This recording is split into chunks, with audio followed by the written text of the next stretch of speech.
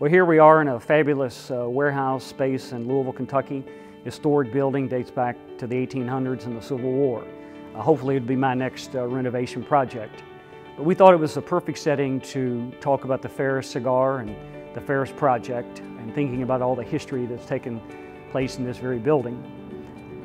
We launched the Farris cigar back in July of this year, a cigar that's named after my grandmother, Lois Farris, incredible lady, very inspirational, had a great impact on my life.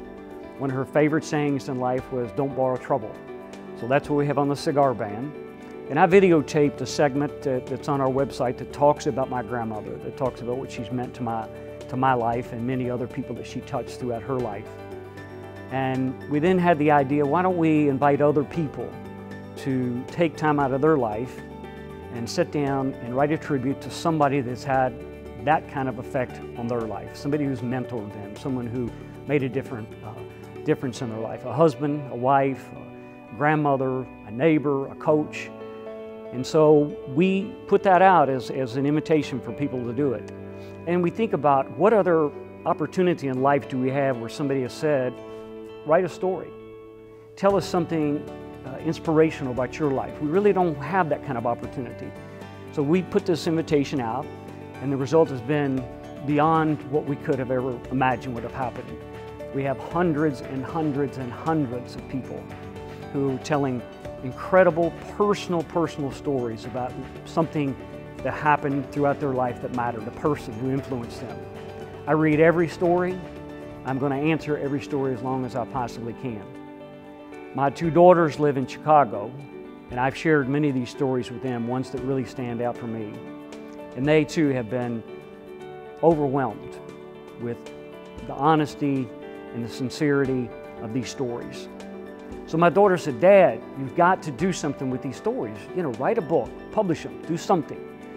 And in addition to my daughters, the people who are writing these stories have said the same thing. They said, "You know, this is great, keep it up, keep it up." One said, "Keep spreading the good vibe." So that's what we're doing, and we're at a point where we thought, well, the next phase would be to bring some people into Louisville, some people who wrote these stories, for the Farris storytellers, we call them. And we sent an invitation out. Hundreds of people responded, wanting to come to Louisville. So I had the difficult task of pouring through these many people's stories and selecting 5 people to come to Louisville to tell their story, to be videotaped. And that's going to happen in early November.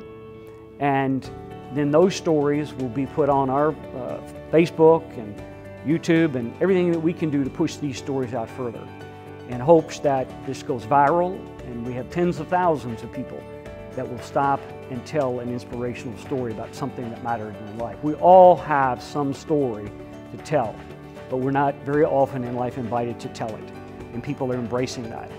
So that's the next phase, and we ask you to stay tuned, stay involved, like the stories, and spread the good vibes.